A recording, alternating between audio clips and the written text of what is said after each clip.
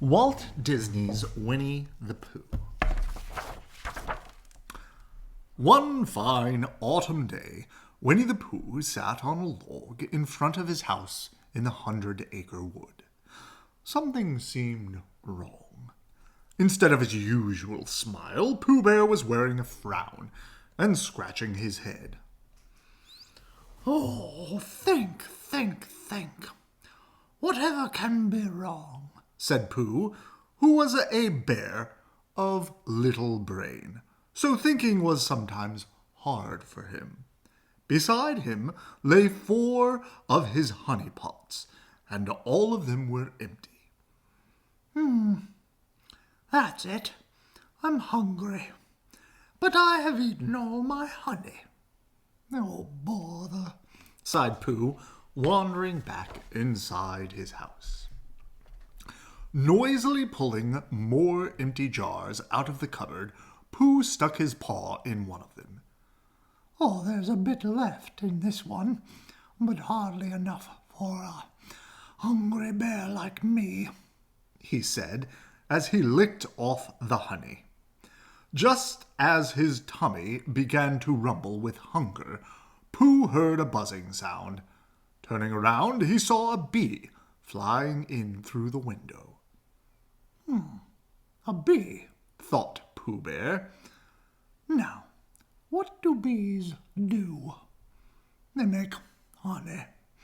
And the only reason bees make honey is also I can eat it. With a smile on his face, he followed the bee outside and watched it fly up into a tree. Now, if I can just follow that bee, he's bound to lead me to some honey, said Pooh, Winnie the Pooh, as he began to climb the very tall tree. Finally, Pooh reached the spot where the bee had disappeared. But just as he was about to stick his paw into the hole, the branch he was climbing on broke in half, and Pooh began to fall. "Oh, ouch!" groaned Pooh as he tumbled from branch to branch. Splash! Winnie the Pooh landed in a mud puddle. "It all comes of liking honey so much," he sighs as the mud bubbled up around him. Not far away at the edge of the forest lived Christopher Robin. He was a good friend to all the animals, always helping to lend a hand. The boy was busy that day helping out poor Eeyore, the donkey who had lost his tail. "Oh, now, Eeyore, I'm going to nail your tail back on. Try not to lose it again," said Christopher Robin as he knelt down behind the donkey. Kanga and Owl stood nearby watching. A bit to the left," suggested Kanga. "Not absolutely not," said Owl. "Move it to the right." When Christopher Robin had finished, Eeyore gave his tail a mighty swish. "Thanks," said Eeyore. "It's just an old tail, but I'm kind of attached to it." Just as the animals and Christopher Robin were congratulating one another, along came Winnie the Pooh. "Hello, Pooh Bear.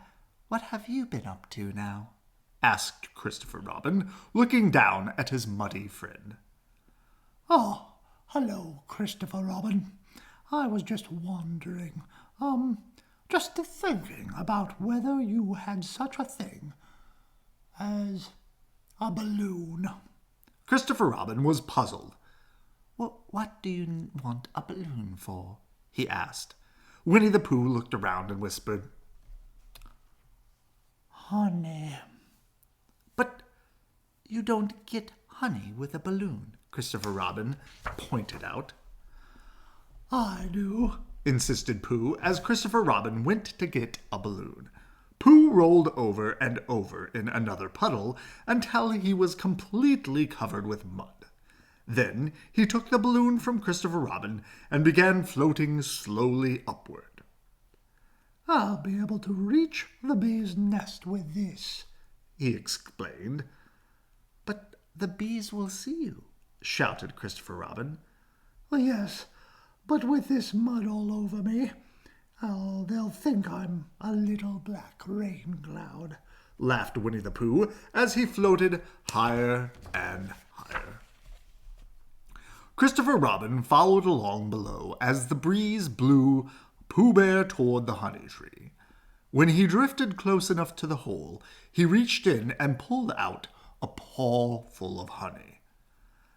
Yum, yum, nothing like fresh honey, said Pooh, dripping honey everywhere. A swarm of angry bees flew out of the nest and buzzed threateningly around him. Oh, Christopher Robin, shouted Winnie the Pooh. I think the bees, suspect something. Well, they'll probably think that you're after their honey, the boy shouted back. By this time, a whole swarm of bees buzzed angrily around Pooh.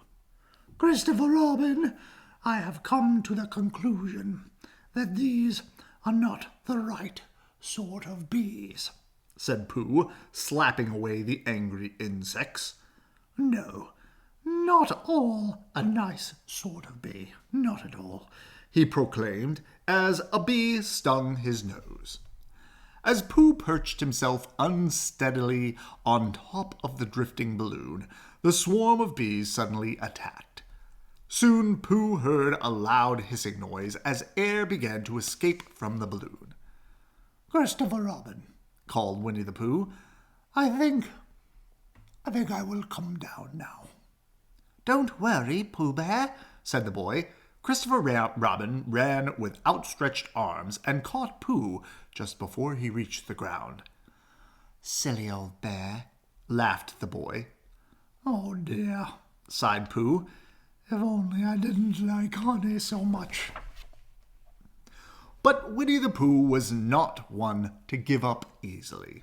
As soon as the bees' stings were better, he had another idea. Honey rhymes with bunny, thought Pooh. I think I'll go pay Rabbit a visit. Rabbit was just about to pour himself a cup of tea when Pooh popped his head into the rabbit hole.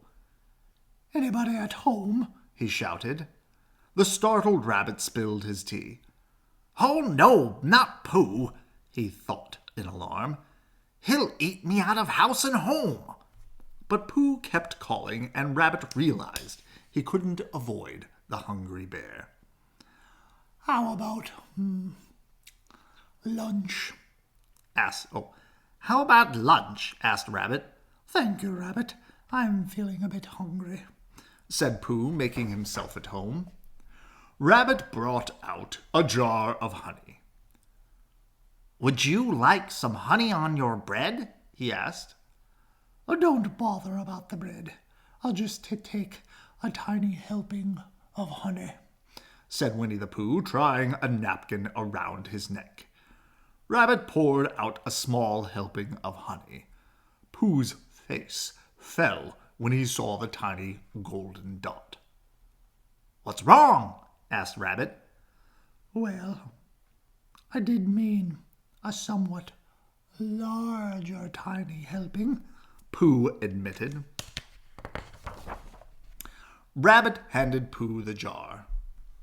Well, perhaps you should just help yourself, he said. Winnie the Pooh began eating honey.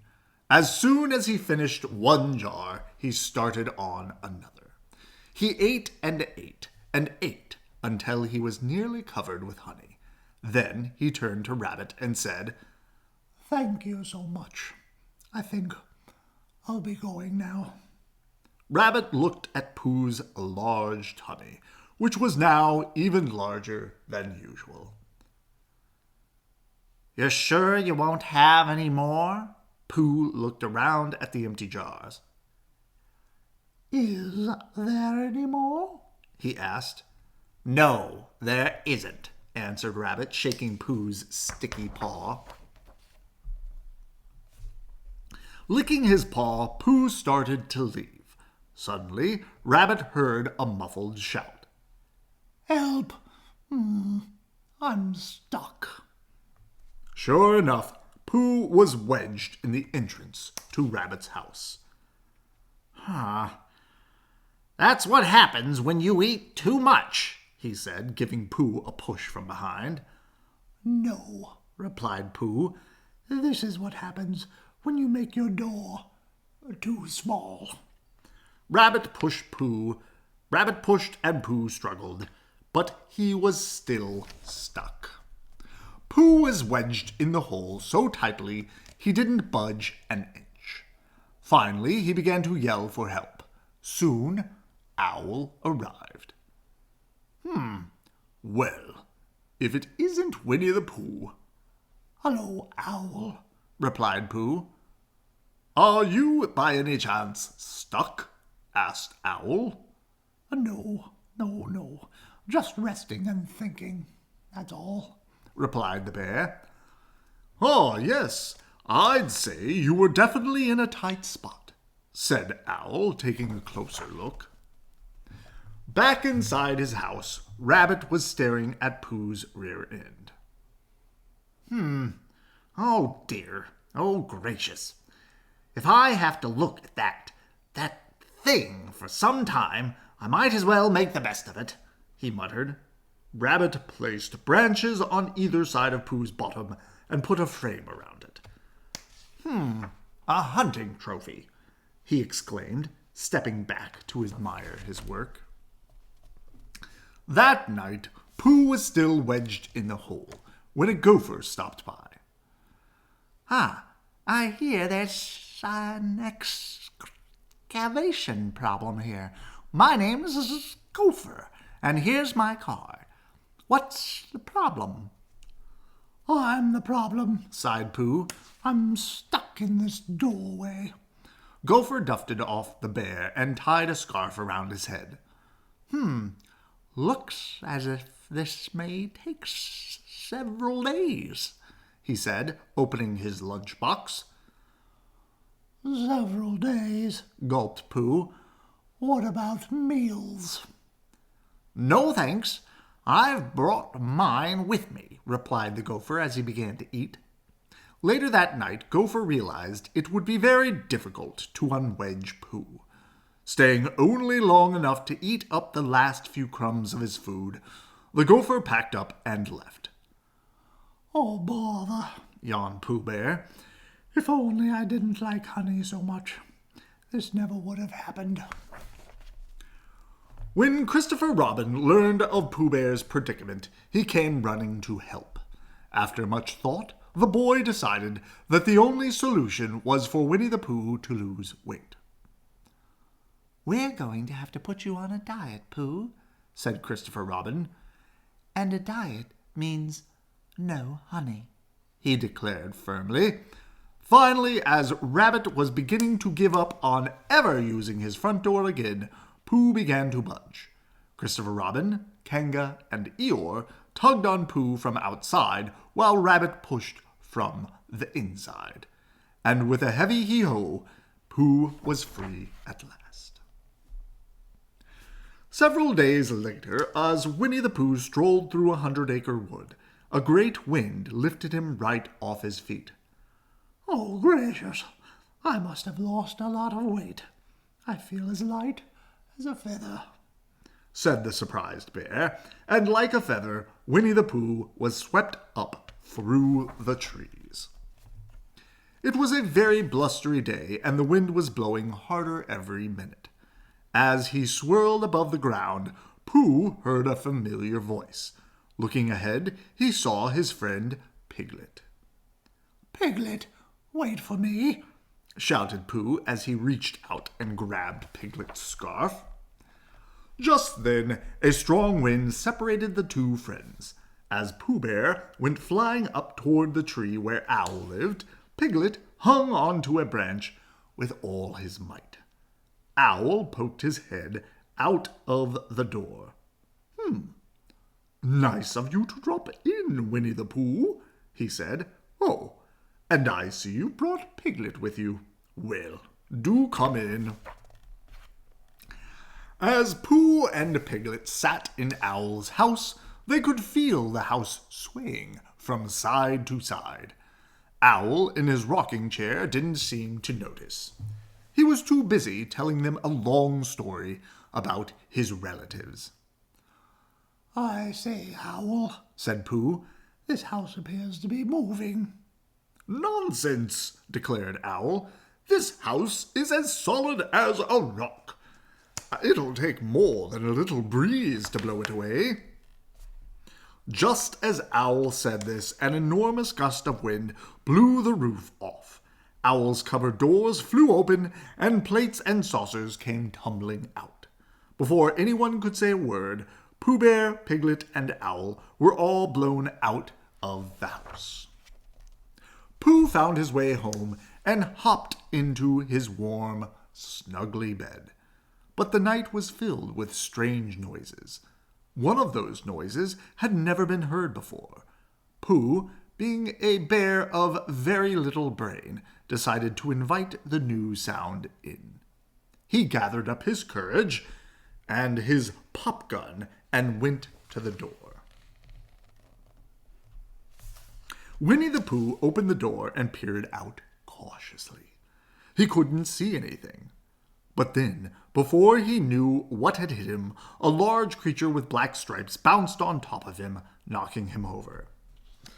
"Ho! Hello, I'm Tigger," said the creature, looking down at him. "That's spelled Tigr. Tigger. What's your name?" Oh, my name is Winnie the Pooh, and you scared me, answered Pooh. "Of course I scared you. Tigers are supposed to be scary," replied the bouncing Tigger, who really wasn't scary at all. "The wonderful thing about Tiggers is I'm the only one. Ho! Tigger continued. Oh, then what's that over there? Asked Pooh, pointing toward the mirror. Tigger bounced over to the mirror.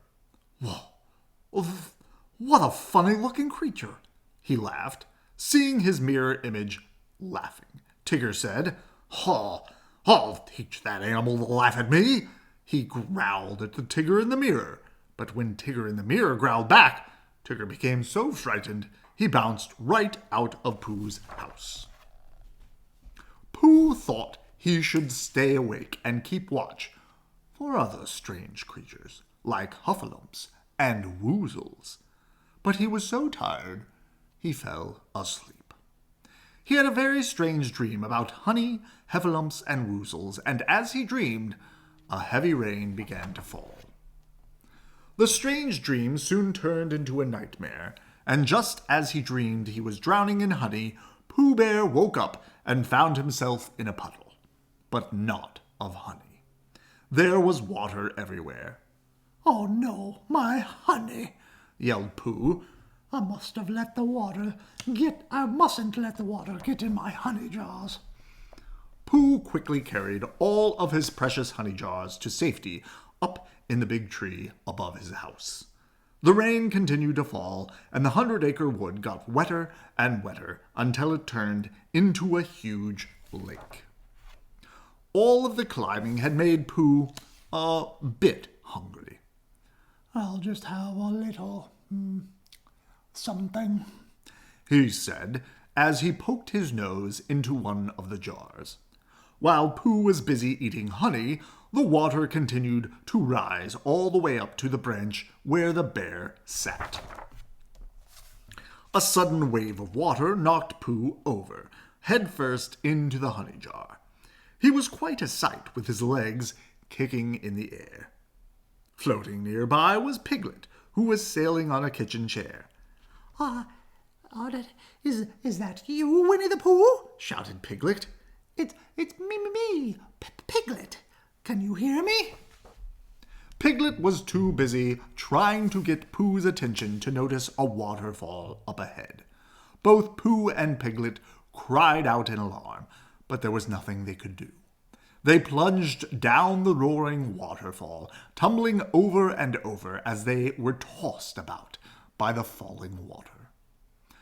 When they landed safely in the river below, Pooh was floating on the kitchen chair, and Piglet was inside the honey jar. Luckily, Christopher Robin had been looking for his little friends, and soon had the waterlogged bear and Piglet safe on dry land.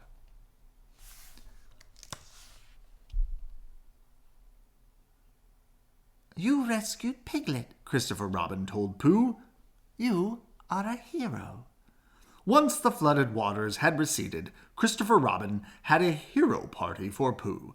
He invited Rabbit, Kanga, Little Larue, Piglet, Pooh, and even Tigger. Owl made a speech about Pooh's bravery, and everything seemed to be back to normal. At least for the moment. Several weeks later, while Rabbit was picking carrots in his garden, Tigger happened to bounce by. "Oh no!" groaned Rabbit when he saw Tigger bouncing in his cabbage patch. With every enthusiastic bounce, Tigger smashed, scattered, or squashed some of Rabbit's favorite vegetables. "Well, hello, Rabbit!" shouted Tigger. Rabbit looked around at the scattered vegetables. "Oh, Tigger, just look at what you've done to my beautiful garden!" he shouted, waving his fists. "Yuck! Methy, isn't it?" said Tigger, looking around him. "You've ruined it, Tigger. That's your doing. You and your confounded bouncing. Oh, why don't you ever stop bouncing?" the angry Rabbit demanded. "Well, bouncing is what Tiggers do best," Tigger announced, so Rabbit turned to Piglet and Winnie the Pooh. "I'm going to teach that Tigger a lesson," he said. "Let's take him for a long walk in the woods and lose him." Lose him? asked Pooh. We'll find him again the next morning, but it will take the bounce out of him," answered Rabbit. The next morning they set off into the forest. As usual, Tigger bounced ahead of everyone. After a while, the three friends managed to lose Tigger, who bounced off into the misty forest. After waiting some time to be sure that Tigger was truly out of sight, Rabbit nudged Pooh and Piglet, and they turned toward home. However, the mist had thickened, and everything looked different than before. Oh, you know, Rabbit, said Pooh Bear. I don't think we lost Tigger. I think he lost us. Tigger got home before his friends, and so it was that the lesson Rabbit wanted to teach Tigger backfired. When the first snowfall covered the 100-acre woods, Little Roo waited anxiously for Tigger to come and take him out to play.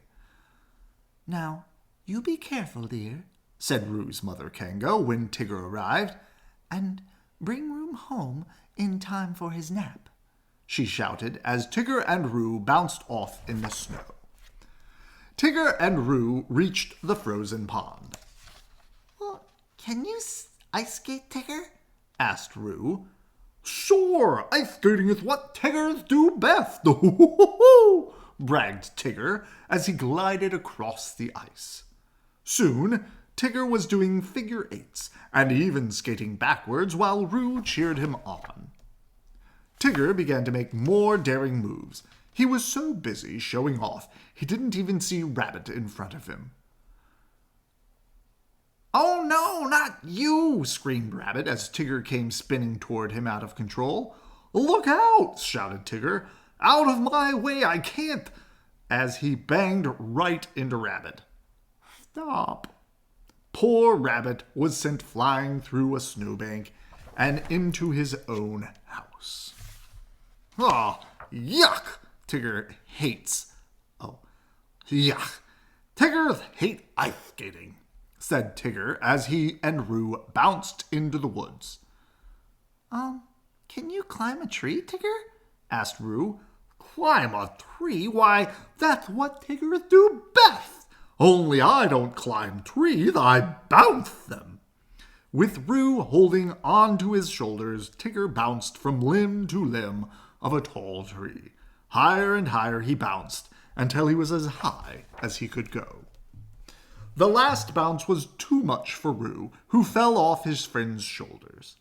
On the way down, Roo grabbed onto Tigger's tail and began to swing back and forth. This is fun, he shouted. I've never swung on a Tigger's tail before. Hey, stop that, please! You're rocking the forest, said Tigger as the tree began to sway dangerously. Roo let go of Tigger's tail and landed on a lower branch. What's wrong, Tigger? He asked. Oh, thank goodness, I was getting seasick, answered Tigger. Just then Pooh and Piglet spotted Tigger. Hello, shouted the tiger. Why, it's Tigger and Roo, said Pooh. What are you doing up there? He shouted. Well, we bounced up. We bounced up, but now Tigger is stuck, said Roo. Soon Kanga and Rabbit arrived to see what all the shouting was about. Oh dear, exclaimed Kanga. Well, do be careful, Roo, and jump into my apron. I'll catch you, but try not to fall too fast, said Kanga as she got ready to catch Roo. Whee! That was fun, giggled Roo, leaping down and landing in his mother's apron. Okay, you're next, Pooh and Rabbit shouted at Tigger. A jump. Oh, Tiggers don't jump. They bounce, said Tigger, holding on tightly to the tree. Then bounce down, said Pooh. Don't be ridiculous, said Tigger. The Tiggers don't bounce down, they bounce up. Then climb down, shouted Rabbit impatiently. Tiggers don't climb down because their tails get in the way, answered Tigger, wrapping his tail around the tree. Well, that settles it, said Rabbit, who was actually enjoying Tigger's predicament. If he won't jump down or climb down, he'll have to stay in there forever. Forever? Yelled Tigger. Oh, I promise if I ever get down from this tree, I'll never bounce again. Never. Rabbit was thrilled. Did you hear that, everyone? He said gleefully. He promised. He said never. The friends decided that the best way to get Tigger down was for him to slide. So slowly and cautiously, with their encouragement, Tigger slid down the tree. Oh, you can open your eyes now you're safe, said Piglet as Tigger reached the bottom of the tree. Tigger was so happy to be back on the ground, he started to kiss the snow. Oh, I'm so happy. I feel like bouncing, he said, and he immediately began to bounce. Wait a minute. You promised, Tigger, said Rabbit. Tigger sat down. I did? You mean I can never bounce again? Not even one teeny bounce? Tigger, Rabbit, and the others shook their heads. Tigger sighed and sat on a nearby log. There was a long, sad silence. I like the old bouncy Tigger best, said little Roo. Well, so do we, agreed Kanga and Piglet. Of course we all do, added Winnie the Pooh. Don't you agree, Rabbit? Well, all right, muttered Rabbit with a great reluctance. I guess I like the old bouncy Tigger best. Oh boy, said Tigger, bouncing right on top of Rabbit. Come on, I'll teach you all how to bounce. Soon, Tigger and the others, including Rabbit, bounced off into the snowy 100-acre woods together.